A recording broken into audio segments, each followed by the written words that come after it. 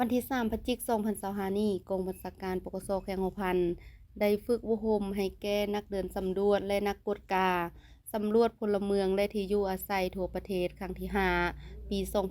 2025ขึ้นอยู่ที่สโมสรกองบัญชาการปกสแขวงหัวพัน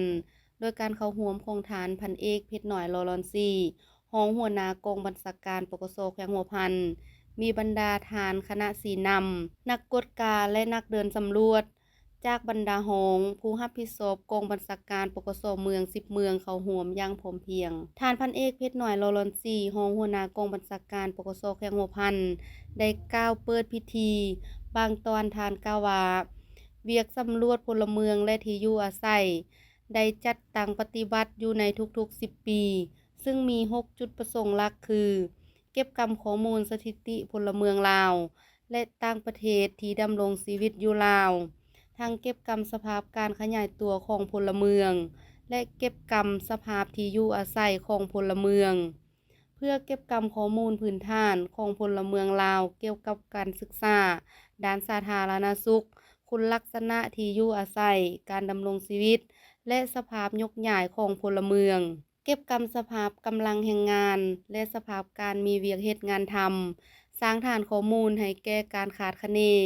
พลเมืองลาวในการสำรวจสัมมโนครัวและขึ้นทะเบียนพลเมือง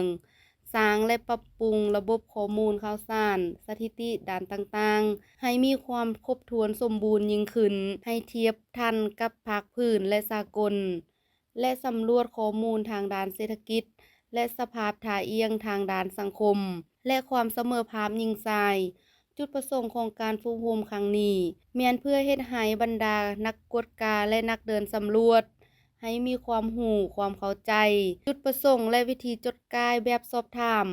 ในระบบกับปี CAPI ให้มีความเป็นเอกภาพอย่างลึกซึ้งเพื่อรับประกันในการลงภาคสนามตัวจริง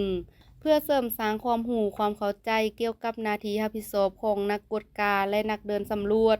รวมทั้งวิธีการและขั้นตอนในการเก็บกำข้อมูลภาคสนามและมีความเป็นเอกภาพเกี่ยวกับจำนวนเขตสำรวจจำนวนนักเดินสำรวจนักกวดกาที่รับผิดชอบจัดตั้งปฏิบัติการเก็บกำข้อมูลภาคสนาม